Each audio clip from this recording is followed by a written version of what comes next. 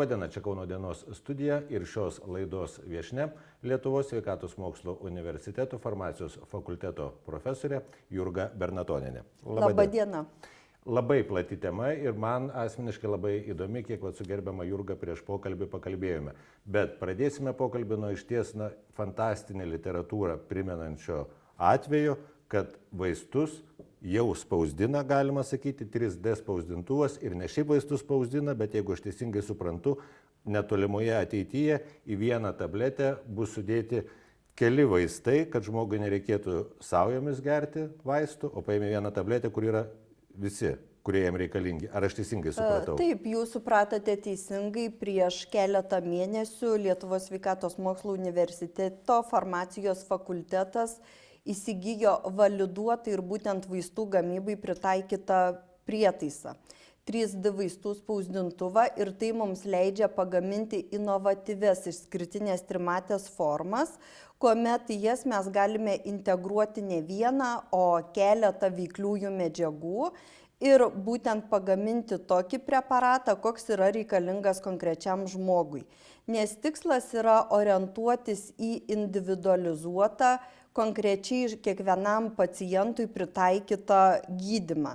Tai, manau, yra didelis žingsnis į priekį ir jeigu pažiūrėsime pasaulio mastu, tai šiuo metu yra tik vienintelis registruotas vaistas epilepsijos gydymui Jungtinėse Amerikos valstijose. Pačios tabletės patekusios į burną labai greitai suyra ir suteikia greitą farmakologinį efektą. Tai yra sritis, kurią reikia vystyti ir tai yra mūsų ateitis. Ir jūs esate universitetas vienas pirmųjų, galima sakyti, pionieriai, vienas pirmųjų pasaulyje. Taip, šitą prietaisą be mūsų turi dar Vokietija, Japonija, Amerika, žinoma ir mes turime.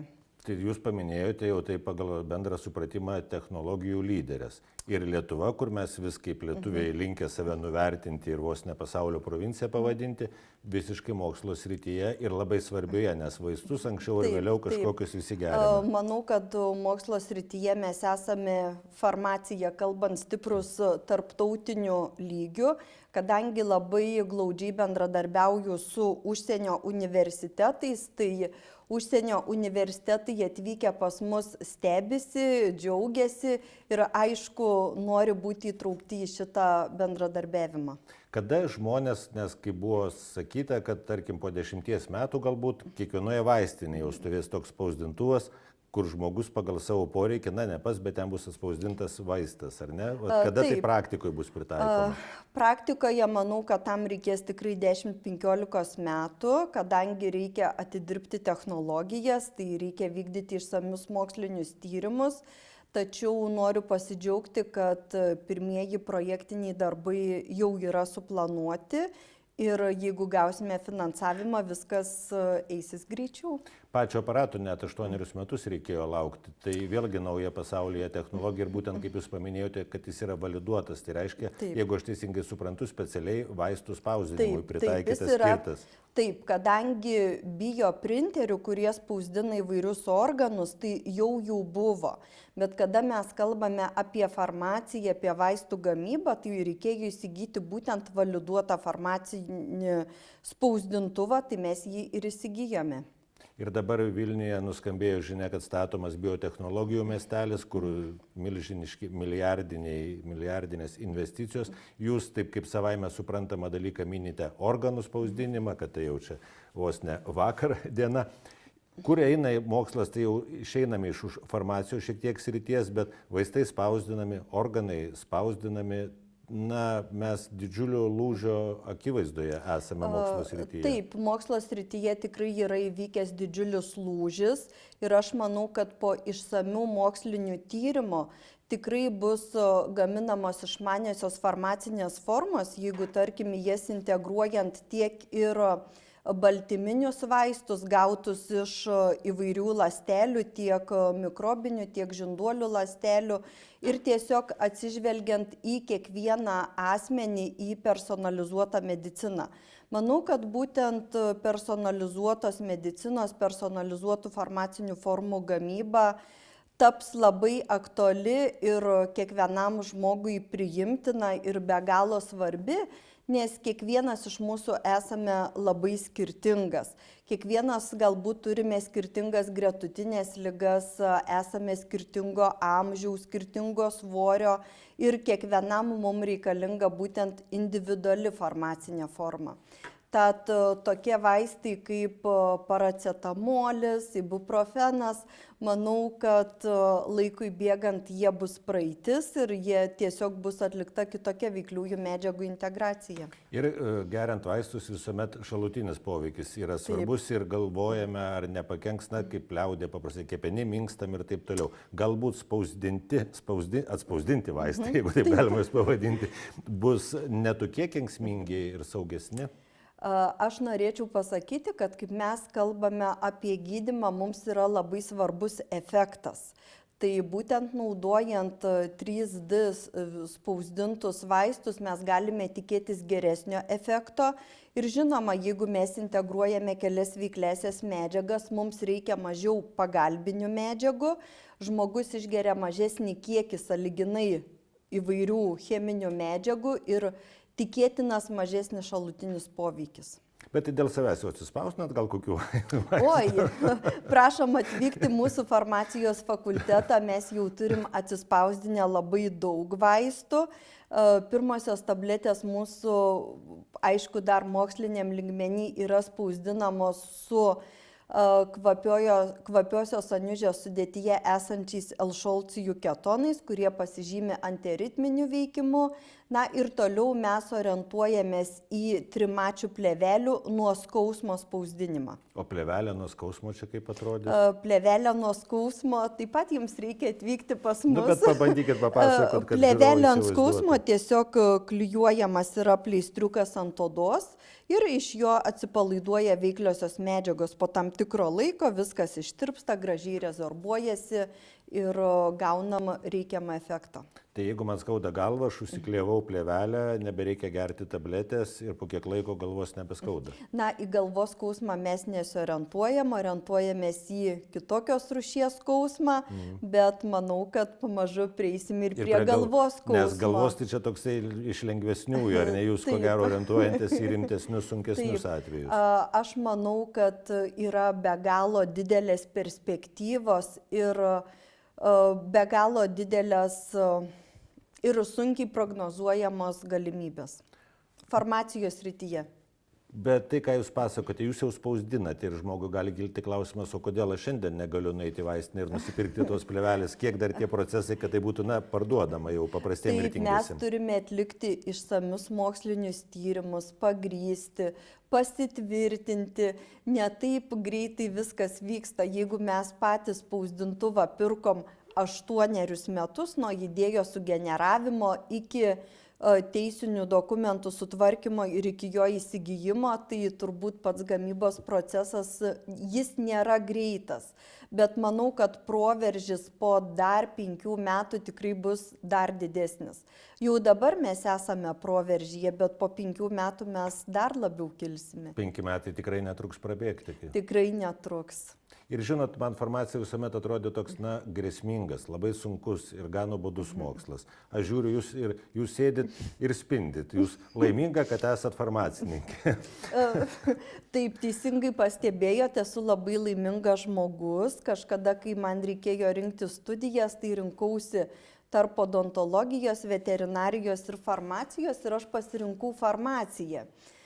Pati mokiausi, žinau, kokie kyla sunkumai, todėl labai džiaugiuosi, kad mes savo studentam galime pasiūlyti lengvesnį mokymosi procesą. Tuo tikslu farmacijos fakultete buvo įkurtos 3 simuliacinės auditorijos. Tai yra pavyzdžiui grožio ir sveikatos auditorija, joje yra pilna aparatūros, kiekvienas studentas gali naudoti, bandyti. Mes turime imitacinę vaistinę, kuri yra lygiai tokia pat kaip reali vaistinė. Studentas jau tik atėjęs į universitetą susipažįsta su realybė. Mes turime elektroninių receptų klasę, mūsų studentai taip pat gali ateiti praktiškai išbandyti. Na ir visos kitos studijos yra mokslų grįstos. Kadangi farmacijos fakultete dirba didelis kontingentas profesionalų, tai mūsų studentai gauna pačias naujausias žinias. Ir naujausias žinias, ir naujausias technologijas, kaip aš suprantu, bet aš negaliu nepaklausti, nes paprastai su mokslo žmonėmis kalbantys sako, lėšų trūksta, stygius ir ta įranga sena ir tos laboratorijos senos. Pas jūs, kaip suprantu, viskas yra modernu ir net galite įsigyti tokius stebuklingus aparatus kaip 3D spausdintuvas. Taip, iš tikrųjų pas mus įranga yra pati moderniausia, ne tik 3D spausdintuvas, bet mes turime ir kitos daug modernios įrangos. Ir ar yra pas mus lėšų stygius, aš turbūt pasakysiu, kad ne. Tai čia pirma Lietuva esate. Aš manau, kad lėšų stygiaus nėra ir ne dėl to, kad aš optimistė būčiau, bet dėl to, kad farmacija yra be galo gera sritis. Mes iš tikrųjų galime bendradarbiauti su verslu. Verslui mūsų paslaugos yra aktualios, aš pati bendradarbiauju nuo 2014 metų.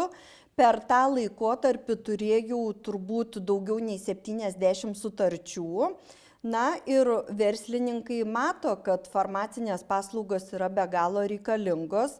Jie kreipiasi į mus, mes vykdom įvairius užsakymus ir kas svarbiausiai tos darbus galime traukti studentus.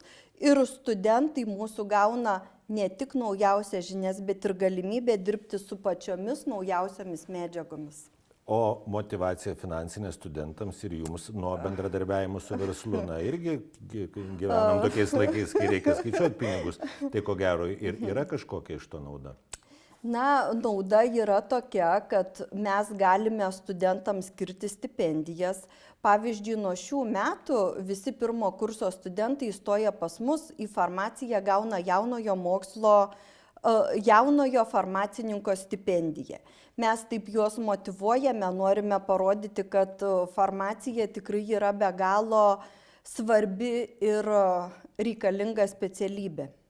Bet tie pinigai, jie ateina iš verslo jau, ar ne, kur galite skirti stipendijos? Taip, jie ateina iš verslo ir taip pat noriu pasakyti, kad mūsų universiteto administracijos požiūris yra labai teigiamas ir jeigu mums reikia kažkokių lėšų, tikrai mums skiria ir pagelbėja ir tikrai farmacijos fakultetas yra prestižinis šiuo metu, tiek moksliniai tyrimai, tiek studijų procesas, tiek ir visa organizacinė tvarka.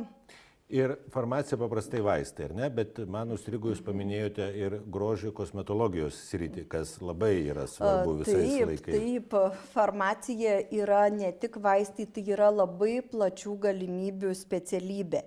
Na, jūs turbūt, kaip ir minėjote, įsivaizduojate farmacininką dirbantį vaistinėje.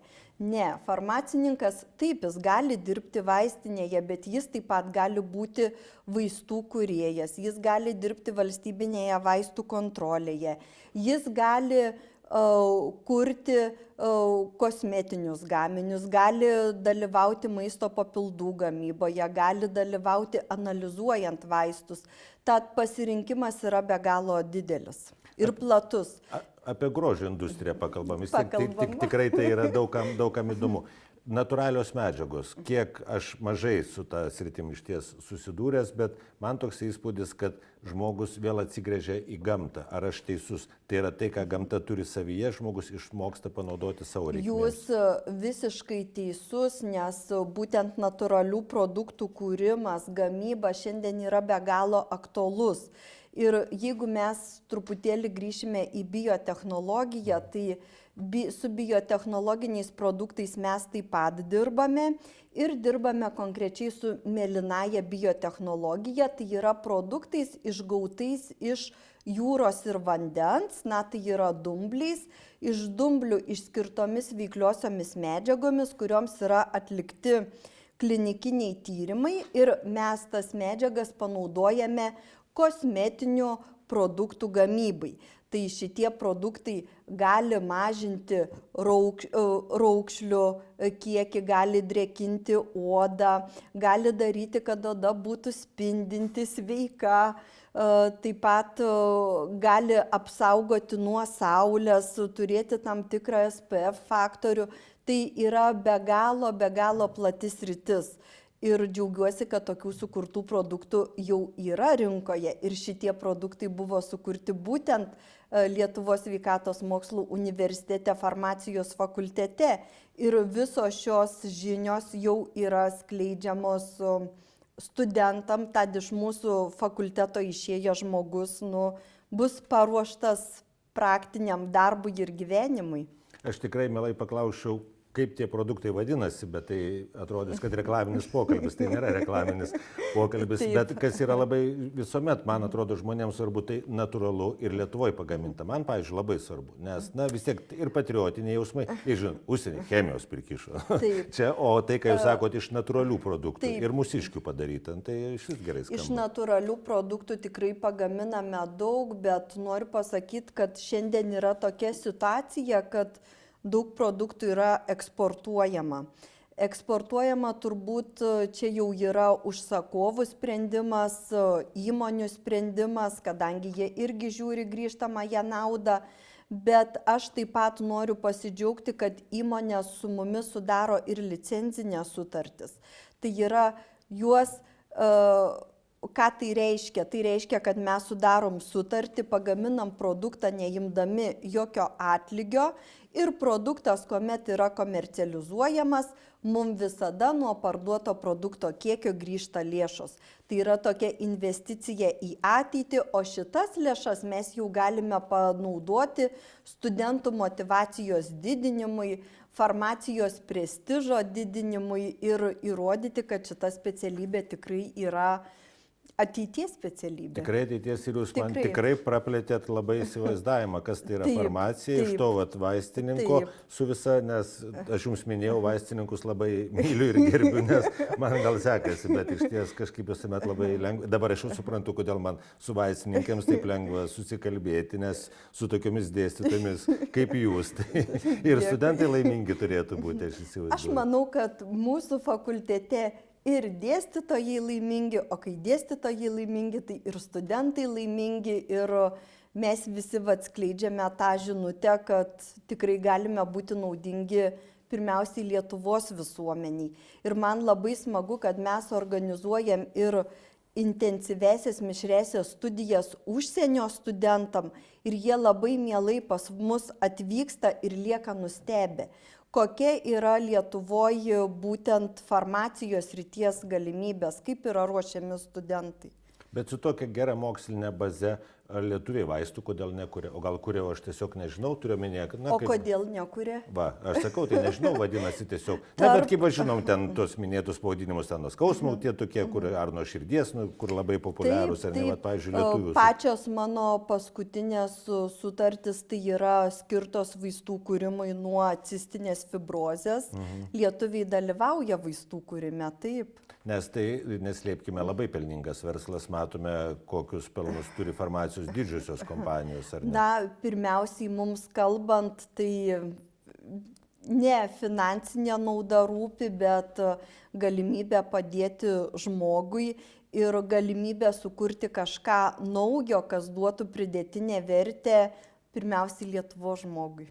Ir ar aš teisingai supratau iš mūsų pokalbio, kad Lietuvos farmacininkai yra vieni, lyderiaujančių pasaulyje? Jūsų mokymo įstaiga, būtent Lietuvos sveikatos mokslo universiteto. Jeigu kalbėsime Lietuvoje, tai tikrai drąsiai galiu sakyti taip. Jeigu lyginsime užsienio mastu, man labai sudėtinga pasaulio lygmenį palyginti, bet labai daug keliauju, labai su daug kuo bendradarbiauju. Tikrai mes esame aukštai. Labai tai smagu girdėti. Tiesiog labai smagu, kad lietuviams gerai sekasi. Sekasi. Pagaliau taip smagu tokį pokalbį, kur žmogus sako, sekasi. Sekasi, taip. Labai šaunu. Tai ačiū Jums labai, visokiojo pasiekmės ir aš tikiu, kad mes ne paskutinį kartą čia susitinkame, nes Jūs iš ties praplėtėt ir įsivaizdavimą, ir tai, kas yra svarbu mums visiems, tai yra būtent, kad tas jau, kai skausmelis užėjo, kuo lengviau būtų pagydomas ir Jūs, kaip suprantu, tai darote iš ties šauniai. Dėkui Jums, dėkui žiūrėjusiems, čia buvo Kauno dienos studija ir iki pasimatymo kitą kartą.